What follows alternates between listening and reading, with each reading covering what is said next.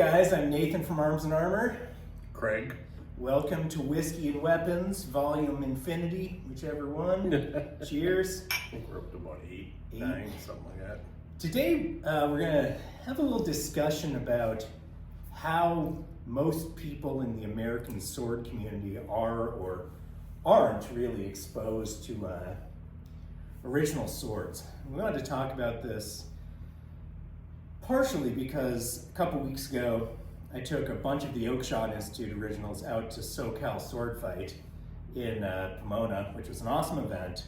And we did 3 handling sessions with lectures out there where people could hold, some original medieval and Renaissance swords. And the feedback was really interesting, right? I had guys who were like, I brought Moonbrand out, which blew some people's minds. And, some guy was like, dude, I've been looking at pictures of this sword in books for 40 years, and holding it makes me want to cry. And I was like, give me that, no crying on the sword. But it kind of made me think, right? Most people's experience with swords has mostly been through holding replicas of replicas. Yeah. Even, right? Especially if you're buying swords from, the more accessible makers around the world. A lot of those are replicas of replicas that we've made, or replicas that friends of ours have made that, these makers copied our copies or someone else's copies. And there's only so much you can learn through that. And I kind of thought it'd be cool to talk about how the Oakshot Institute has given a lot of people access to originals. And that's what Ewert's whole objective was, to create the collection as he did, was to make sure that as much outreach and exposure of the pieces to the community that's interested in them could occur. There is a element of each piece when you hold an original that is very difficult to quantify in a description or in a picture or even in a 3D model, even though those are excellent tools to learn those things. But anytime you get a group of individuals together who have had exposure to original swords, the conversation quickly moves beyond the specs, as it were, to things that are very hard to quantify, but often are very important to how the element works in a 3-dimensional space in combat.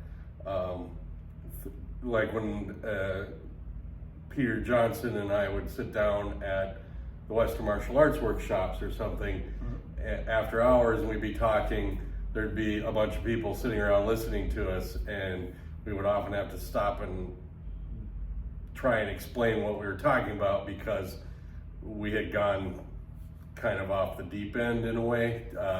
And that's the way cabals happen, that you get a series of things that you know deeply and you start discussing it with somebody else who knows that deeply and has experience with it. Hopefully not the same as yours, and the exchange of things lead to insights and things beyond. And that's one of our missions, is to try and bring that as much as we can to the people who get to attend Oakshot events. Oh yeah. And they've been, this collection has been really important for, one group of people for sure, which is American sword makers, who in the last 25 years, about 25 years since the Institute was founded, right? At least, have gotten to handle original pieces through this collection. So I remember at a talk, at the Valley of the Sun cutting tournament last year, which is an awesome event, you should go to it. Brittany does a great job there.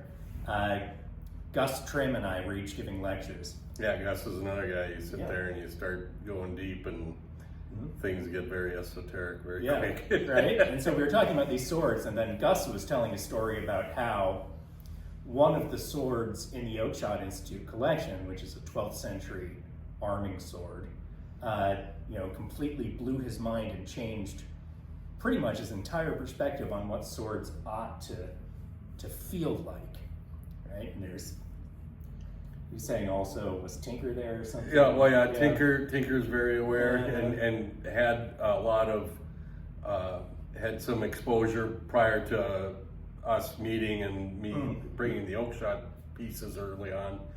And again, one of those people that you start going deep into the things that make a sword, and all of those, I remember there was some nights where the four of us were sitting there and a few beers, and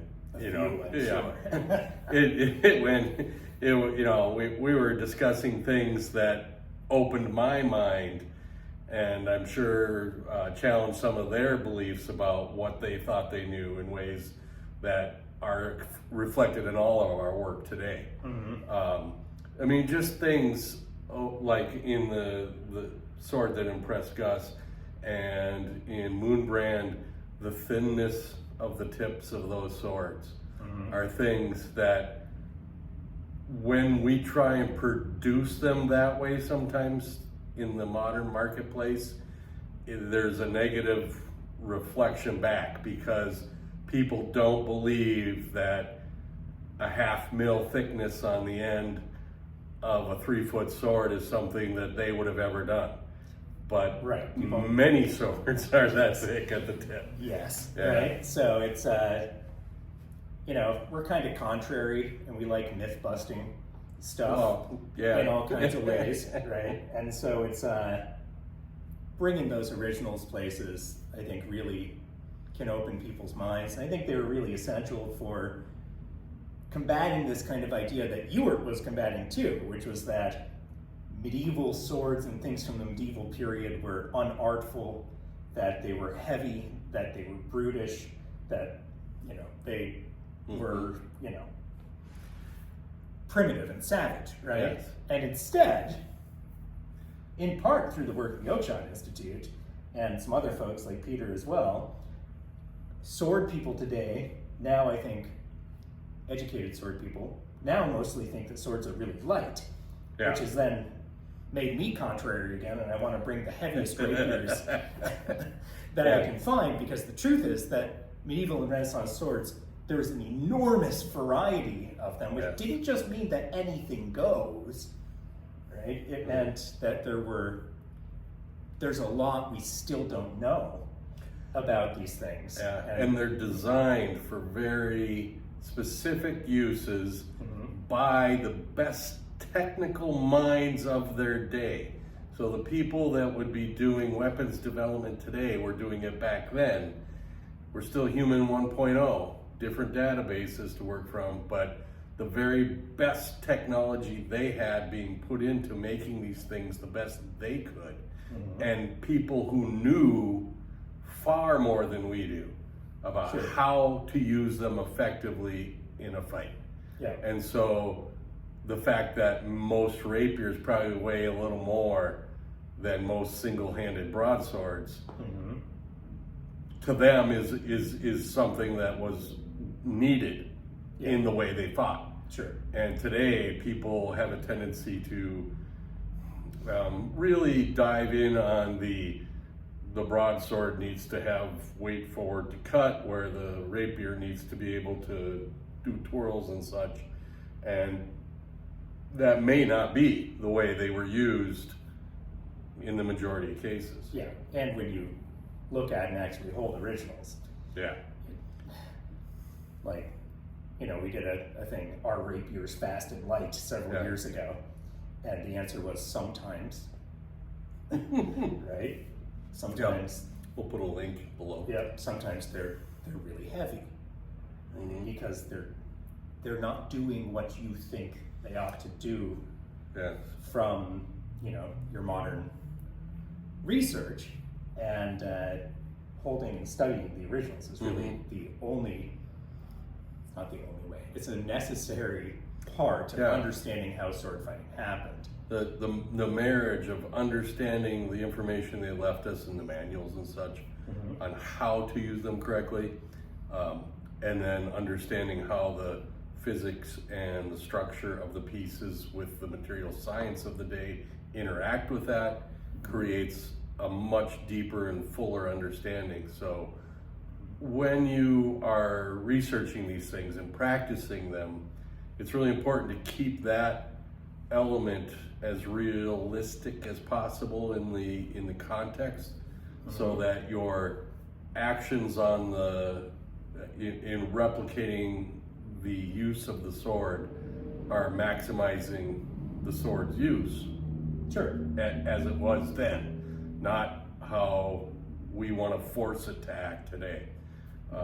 Like with the rapier, I can't remember who used this analogy now. One of the better rapier instructors I've ever had, but they were talking about a lot of rapier is much more like using a pike. Sure. In combat, where the placement of the weapon is much more important, that the tip is on your target, because they got to get through that sword to get to you, than would be in the context of other styles of combat. And so you got to remember that if it's a little heavier but a little longer, that helps in that type of combat. Sure. Oh yeah. Yeah. So learning from the pieces, I think, is really important. And there's a lot of folks who are doing, especially HEMA and affiliated things, who are trying to learn from the pieces, but they're mostly learning from replicas and replicas of replicas, right? Which calls into question sometimes the results that you're getting. Right? Now, there's a lot of modern swords today that are pretty decent, right? They have functional dynamics that are reasonable. Far better than it was 20 years ago. Oh my God, yeah. Right? Yeah. There's a lot of them, like a lot of the things that would have been sword-shaped objects in the past are now swords, and that's really cool. But the dynamics of all of these swords too tend to get grouped together, partially due to market demand and exposure, right? So like HEMA fighters, the first sword they ever hold is usually a steel fetter, which is a modern sporting good, right? That is a partial replica of a 16th century sporting good that's been changed a lot to make it safe for today, and most fetter makers have never held original fetters. There's not that many around. There's 3 in North America, right? And we've held all of them. By luck and chance, it's and trying hard. Yeah, and there's expense in that, so for sure. And there's no blame for you, right? But so people are making fetters that work for the sport today. Yeah, and they can be great for that. And safety is a much higher component of today's use than it would have been in the 15th, 16th, 17th century. Yeah, if you're going to fence like they did in the 16th century fech school, your waiver had better say, I acknowledge that I shall certainly die. Right? On there. If your fencing master has 2 eyes, he's not much of a fencer. That's right, exactly. So there's just a bunch of contradictions around this that, again, we're not saying anybody's bad or anybody's dumb. We're saying there is a lot of complexity, and we can learn from the originals. And that's one of the reasons that we take originals with us to various events. And it's one of the reasons that Arms and Armor and the Oakshot Institute work together so closely, right? So that we can expand education about these historical pieces.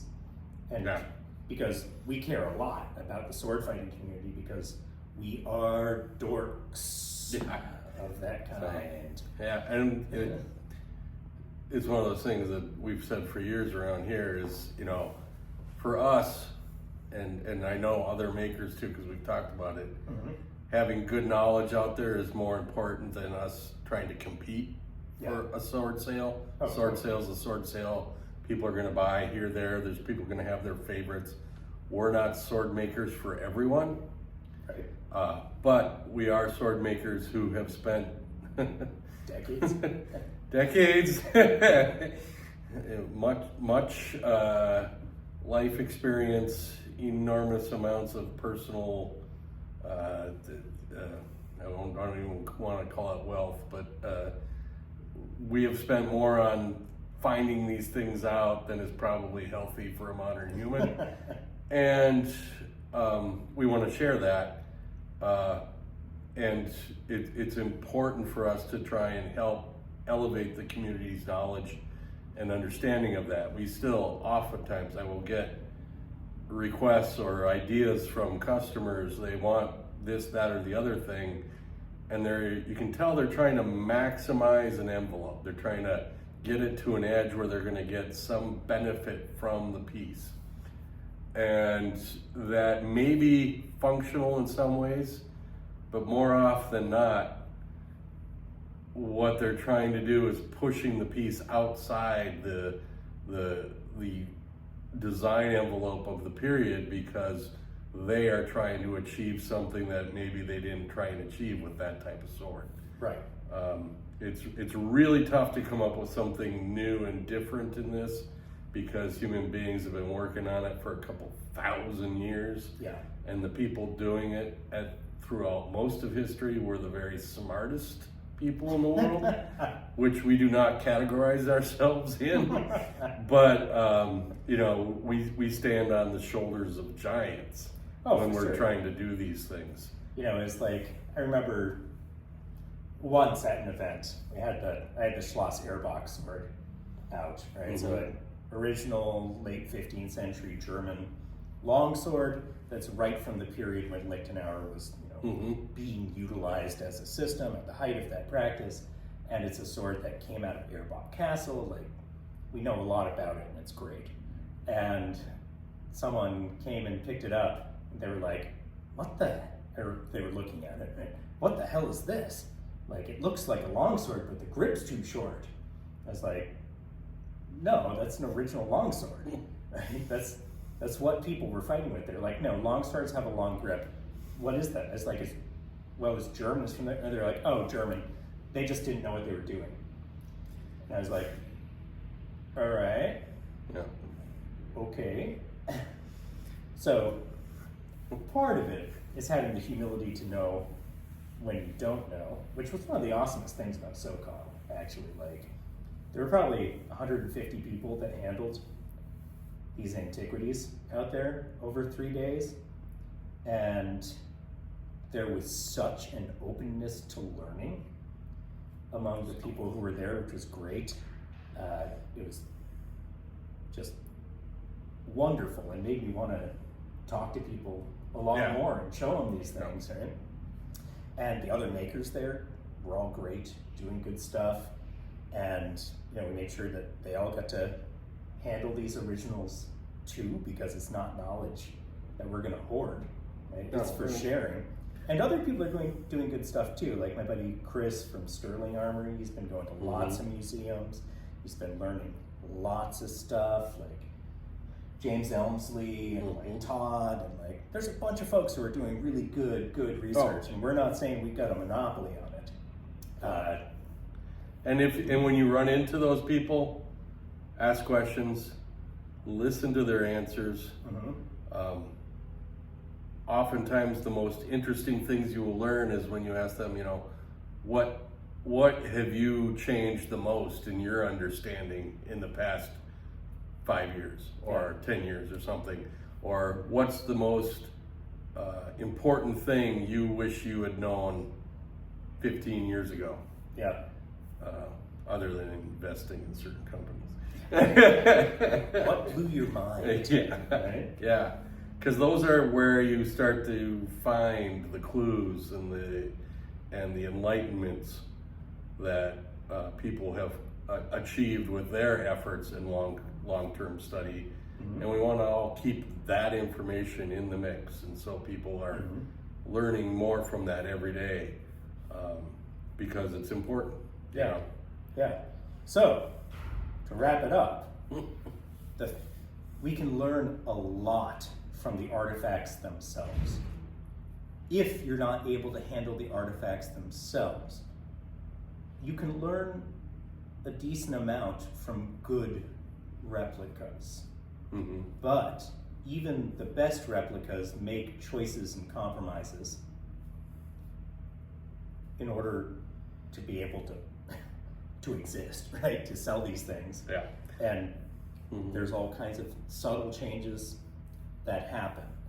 And replicas of replicas get further and further from the originals. And so when you're trying to learn, try and seek out the most authentic things you can. Right? Yeah, definitely. And always remember that there's nobody out there that is producing consistent pieces that are anywhere near affordable, that starts out in 14th century garb, breaking up ore stone, Right. and does the whole process as they did it. No. There are a few people who are doing really rad work like that. Yeah. But you're gonna have to pay them for 150 hours of work. At least. At yeah. least, right? And 40 years Of experience. Yeah. Yeah. making no money. Knowing something that they're mostly just paying them for their work instead of their Yeah. experience because they can't charge what they really should. 'Cause no Yeah, one can buy it, Yeah. right? But there's always steps away from the exact. So any I idealize that replica is there have been steps made. So understand that, incorporate that into your understanding, and you will be a smarter person at the end of the process. Oh yeah. And seek out those people who are doing cool work that's historical and who recognize they have things to learn. Mhm. Right? That's usually like, I don't know, as a scholar, it's one of the things that I learned is wisdom is understanding how much you don't know, and yet being able to share what you do. And there's a bunch of folks out there right now. We're super lucky that number is growing. Yes. There's also a lot of people who want to talk instead of to understand, and they want authority instead of expertise. And that's fine, whatever. Cheers. Take care, guys. Oh, we're out of cheese. That's just Sorry about totally that. sad. I mean, we wouldn't curse you guys by doing a cheers without a drink. Cheers. Cheers. Also, this pinhook bourbon has a horse on it, therefore it's nightly. It's very good.